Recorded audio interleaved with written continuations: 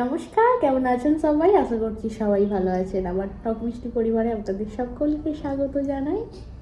আজকে হচ্ছে যে সোমবার। আজকে শ্যাম্পু করলাম, এত ঠান্ডা লাগছে। সোয়েটার ফেটার পরে এখন বসেছি। এতে কি আছে বলুন তো? কাঁচা লঙ্কা আর আদা আছে এর মধ্যে। তো এখন এটা দিয়ে পিষবো, একটুখানি তরকারি হবে। সব সবজি দিয়ে একটুখানি শুক্তো মতো করবো। আর কাল শাক কিনে এনেছিল, ওই বেতে শাক ভাজা হবে। এখন ভাত হচ্ছে, এখন কাজ হচ্ছে যে এগুলোকে পেশা।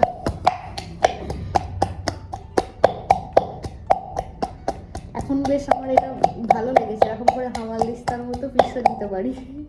চলুন আগে পিষে দিই।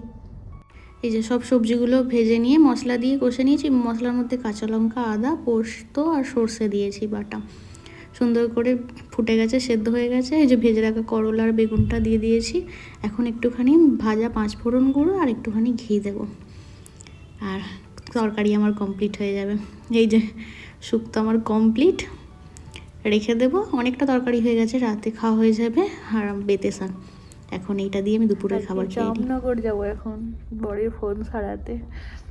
কি মজা আসছে, চল রেডি হয়ে নিই। এই যে রেডি হয়ে বেরিয়েও পড়েছি, আর তাড়াতাড়ি গাড়িও পেয়ে গেছি। খুব ভালোই হয়েছে, কারণ ও খুব টেনশন করছে যে 5টার মধ্যে পৌঁছতেই হবে, না হলে বন্ধ হয়ে যাবে স্টোর। তো তার জন্য তাড়াতাড়ি করে যাওয়া। এই যে আমরা এসে গেছি 7 রাস্তার কাছাকাছি। তো এখানে একটা নার্সারি দেখলাম, এত সুন্দর লাগছিল দেখতে, এত সুন্দর ফুলগুলো শীতকালে ফুটে আছে। আমার মনে হচ্ছিলো যে দুটো গাছ কিনলে হতো, কিন্তু রাখবো কোথায়, সূর্যের আলো পাবে না। তো যাই হোক, আমরা ওই গাড়ি থেকে নেমে পড়েছি, এখন হেঁটে যাচ্ছি। তো এই রাস্তা থেকে 10 মিনিট লাগবে, তো আমরা সেই জন্য হেঁটেই যাচ্ছি। তো দোকানে গিয়েছিলাম, বললো 2 ঘন্টা সময় লাগবে, ফোনটা জমা রেখেছে। তো আমি বললাম চলো ততক্ষণ আমরা মল থেকে একটুখানি ঘুরে নিই। তো সময়টা খুব আরামসে পার হয়ে যাবে, কোনো টেনশান করতে হবে না। তো সুন্দরভাবে আমাদের সব কিছু কমপ্লিট, কেনাকাটাও হয়ে গেছে। আর এখন এবার দোকান থেকে ফোন নিয়ে আমরা এসে গেছি সেই যেখানে থেকে গাড়িতে নেমে হেঁটে যাচ্ছিলাম সেইখানে। এটা হচ্ছে 7 রাস্তা। এত সুন্দর এই জায়গাটা, পুরো রাউন্ড করে একটা ঘেরা আছে। ওপরে ফ্লাইওভার দিয়েও রাস্তা আছে, আবার নিচের দিয়েও অনেকগুলো রাস্তা আছে। তো আমরা এখানে দাঁড়িয়েছি কিছু খাবার জন্য। তো ফুচকা নিয়েছে, ফুচকা না সরি পানিপুরি। এখানে ফুচকা পাওয়া যায় না, পানিপুরি পাওয়া যায়। তো ওকে আমি এত করে বললাম যে খাইয়ে দাও না গো, একটা খাইয়ে দাও না, কিছুতেই দিল না, নিজে খেয়ে নিল। আমি হাঁ করেছিলাম, তাও খেয়ে নিল।